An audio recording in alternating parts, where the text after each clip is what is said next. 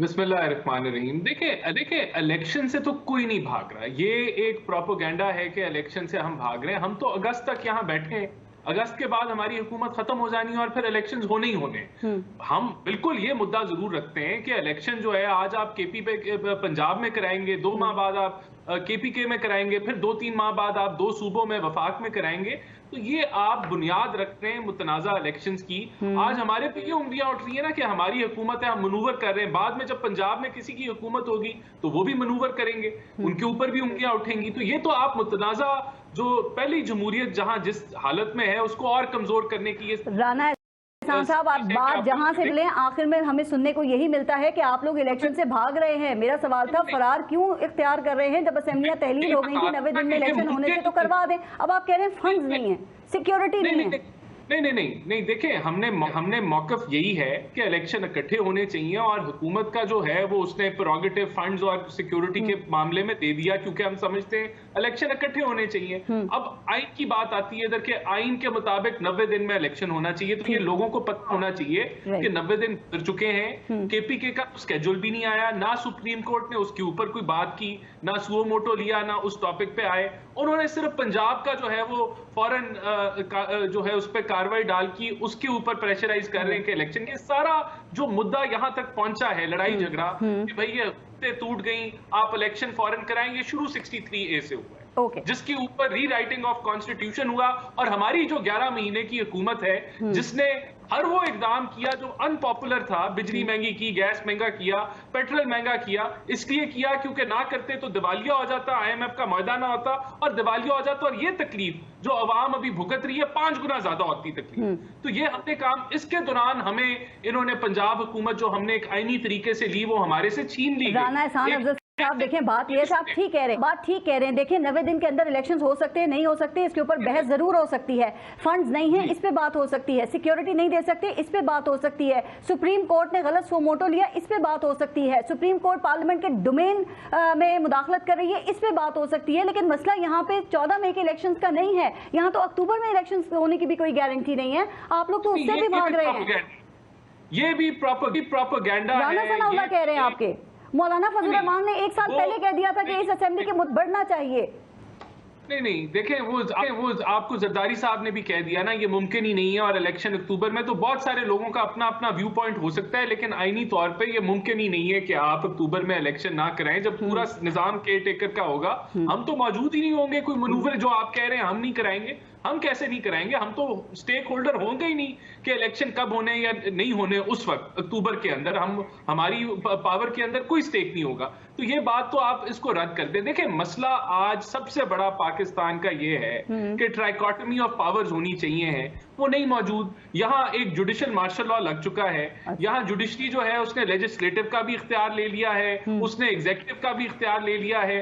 और यहाँ जिस तरीके से ये पूरा 11 महीने हमारी हुकूमत को डीरेल करके कमजोर तरीन बनाने की कोशिश की गई, वो सारी कहानी है। आज आप वो इलेक्शन करा दें, आप करा दें इलेक्शन, उससे क्या होगा? अगर ये लड़ाई झगड़ा जो है आपस में सियासतदानों का इसी तरह रहा तो फिर आगे जाके अगली हुकूमतों के लिए भी वही चैलेंजेस होंगे। तो कोई फर्क नहीं पड़ेगा। अवाम स्टेक होल्डर है, स्टेक होल्डर रहेगी। अक्टूबर में जब वो इलेक्शन होंगे पूरे पाकिस्तान में इकट्ठे होंगे, सबसे बड़ा वही स्टेक होल्डर। आप कह रहे हैं अक्टूबर में इलेक्शन होंगे, रद्द किया जा रहा है, ये कोई ऐसी बात नहीं। आप कह रहे हैं अक्टूबर में इलेक्शंस होंगे, मान लेते हैं कि अक्टूबर में इलेक्शंस हो जाएंगे सर, लेकिन इस वक्त जो पंजाब के अंदर केयर टेकर सेटअप है, 90 दिन में इलेक्शंस नहीं हुए, अब उसका क्या स्टेटस है? क्या वो एक्सटेंड होगा या अब उसको खत्म होना चाहिए? किस कानून के तहत, अगर एक्सटेंड किस कानून के तहत होगा अगर होता है, रहती है वो? देखें, ये तो आप किसी लीगल जो एक्सपर्ट है उससे पूछें मुझे इसका, लेकिन मेरे ख्याल से यही एक्सटेंड हो जाएगा। कानूनी पोजीशन तो होगी ना, ऐसे ही चलती रहेगी आपके साथ ही अक्टूबर तक? यही केयर टेकर सेटअप मेरे ख्याल से एक्सटेंड हो जाएगा। इसको कोई एक्सटेंशन मिल जाएगी। अब मुझे नहीं एग्जैक्टली पता कि वो किस कानून के तहत होगी।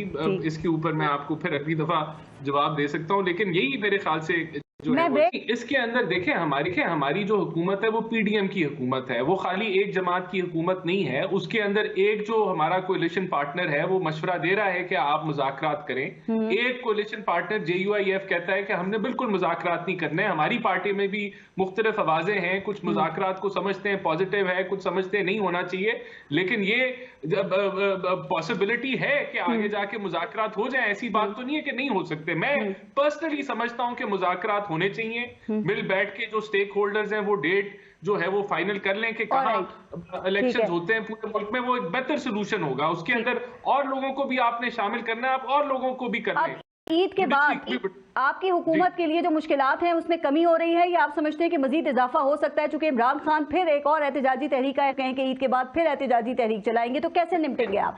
मैं एक सिंपल सी बात बताता हूँ। 1.25 साल की हमारी हुकूमत थी, ये जो टोटल टेन्योर 1.25 साल 1 साल 4 महीने की ये हुकूमत थी।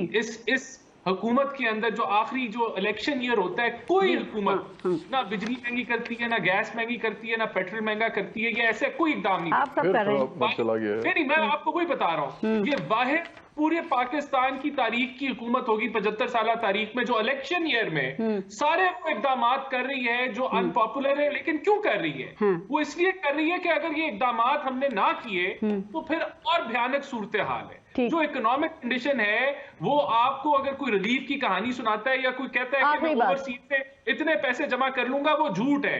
हम वो इकदाम कर रहे हैं जो इस मुल्क के लिए जरूरी है। क्या इमरान खान को, क्योंकि आप मुकदमात आपकी गवर्नमेंट में उन पे बन रहे हैं, तो क्या इमरान खान को ईद के बाद आप गिरफ्तार करेंगे? चूंकि एक बड़ी गिरफ्तारी की खबरें जो हैं वो बड़ी गर्म हैं, या पिछले माह जो कुछ जमानत पार्क में हुआ उसके बाद हुकूमत की हिम्मत खत्म हो गई है?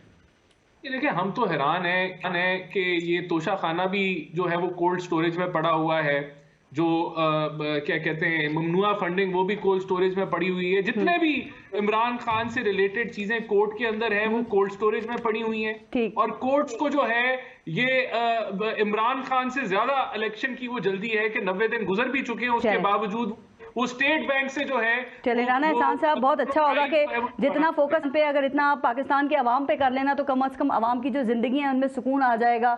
वो 2 टाइम खाना खा सकेंगे आराम से, वो अपने बच्चों को पढ़ा सकेंगे, उनको रोजगार दें सर, ताकि वो अपने अखराजात को पूरे कर सकें और फिर इलेक्शन में खुश होकर आपको वोट दें और आप दोबारा आए।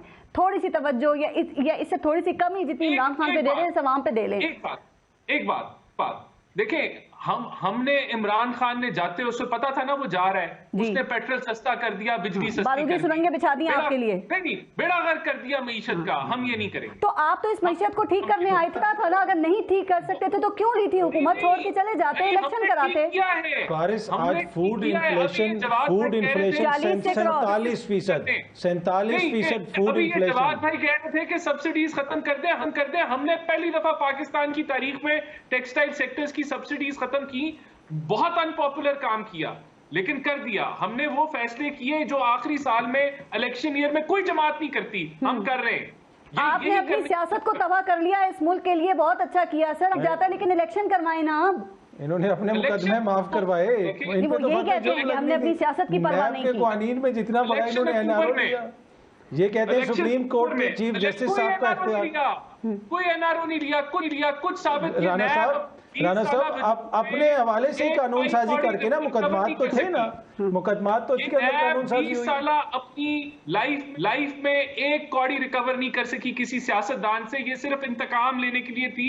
शुक्र करें आज नहीं है, वरना वो सारे पीटीआई को नैब के जदे। सियासत में टाइमिंग की बड़ी